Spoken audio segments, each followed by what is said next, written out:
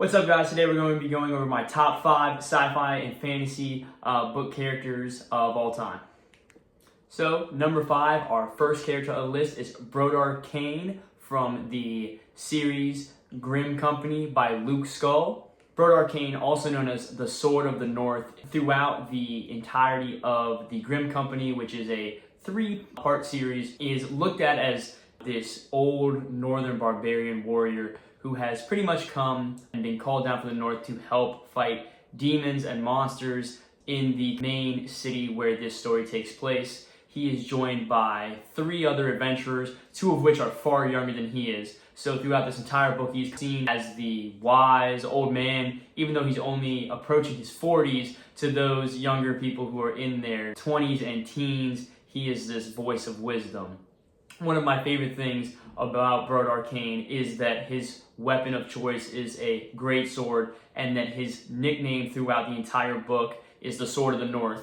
And only when he travels outside of the North and into these cities, people begin to understand why he is called that. He holds what he has dear to him, and he fights for what is right in his eyes, which in this story happens to be the group of other people he is with, and defeating these monsters and this evil that threatens to take away not only the north of where his home is, but the other kingdoms to the south of him as well.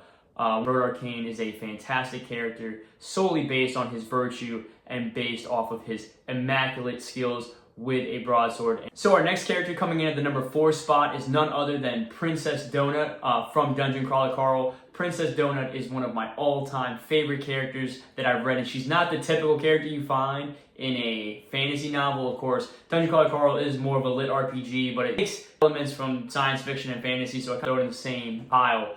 But Princess Donut is a great character because her wit and her quips are some of my favorite throughout the novels.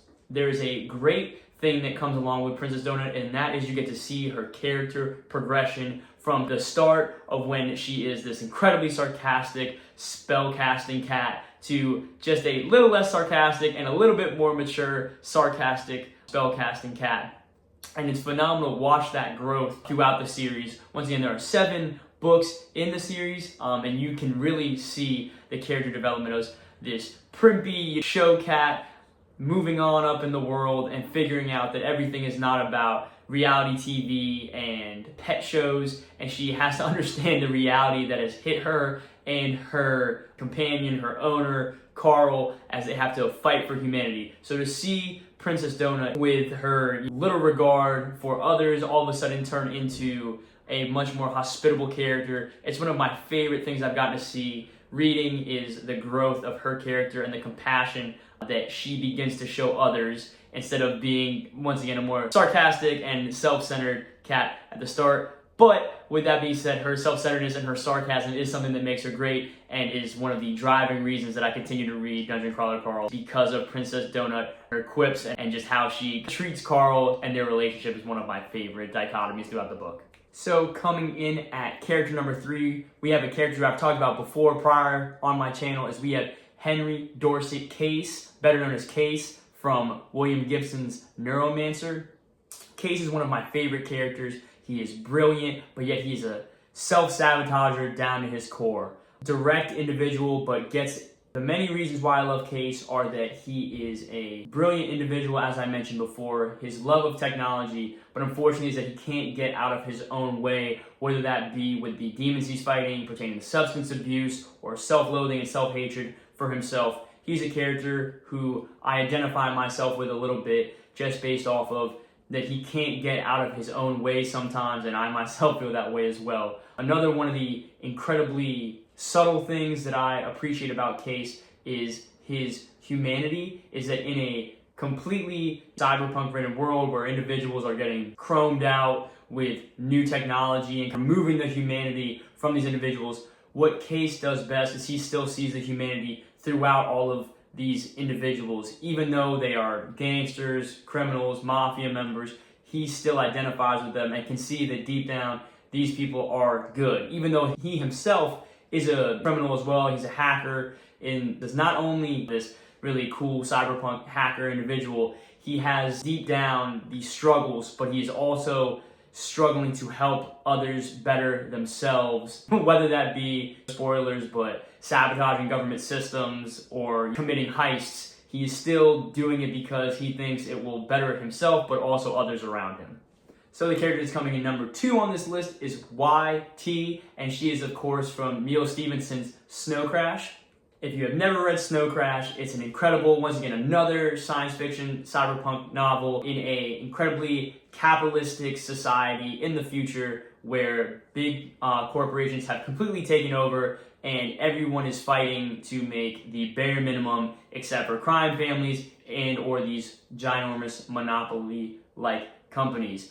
YT is a 16-year-old character, and she is the epitome of anti-establishment, riding around on her skateboard, and she is doing anything she can, whether that be lying, manipulation, to make sure that these big corporations feel her wrath. Her mother was unfortunately taken advantage of throughout the entire book through the system, and she worked incredibly hard to get to this position. And YT sees her mother climb this corporate ladder, and she wants nothing more than to be able to free her mom of the shackles that the corporate world puts upon her. She does that by joining the mafia, kind of conducting a Splinter Cell-esque operation, except there is no discretion involved. She is in your face all the time, telling these individuals why they suck, why they are wrong to do what they do, and she has no empathy for anybody. And it's incredible throughout the story how she teams up with the other protagonist of the story, who's ironically named Hero Protagonist, and to see the dichotomy of these two individuals, as you have Hero, who is a much more analytical and technical person throughout the entire story, and then you have YT, who's in your face all the time, a lot more physical, born to be a rebel, and not a rebel with no cause, but born to be one who is just as dangerous. She is the reason why this book has really such an incredible takeoff, is because one side is completely analytical, as I mentioned with Hero, and the other side is non-stop action, in your face, no thinking, just doing.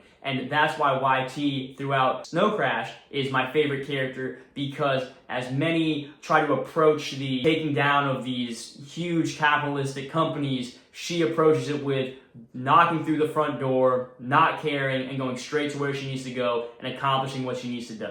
YT is one of the best characters, in my opinion, that I've read throughout science fiction.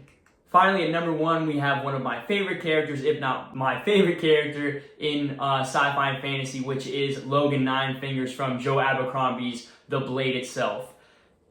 Logan is a very paradoxical character because, once again, he's a Northman. If you can't tell, there's a theme, and I like kind of brolicky, mysterious characters who go from up north and make it into civilization. And Logan is just that. He is a barbarian from the north who has established this reputation of being just a man who has fought more battles than he can remember and always seems to come out on top and always has the scars to prove it. The reason why I mentioned that Logan is a paradoxical character is that he hates the man he was, is that he hates this nickname that he has gotten, as you can probably assume from getting in so many fights, which is the Bloody Nine. And he actively tries to work to get away from this name, to avoid fights when he can.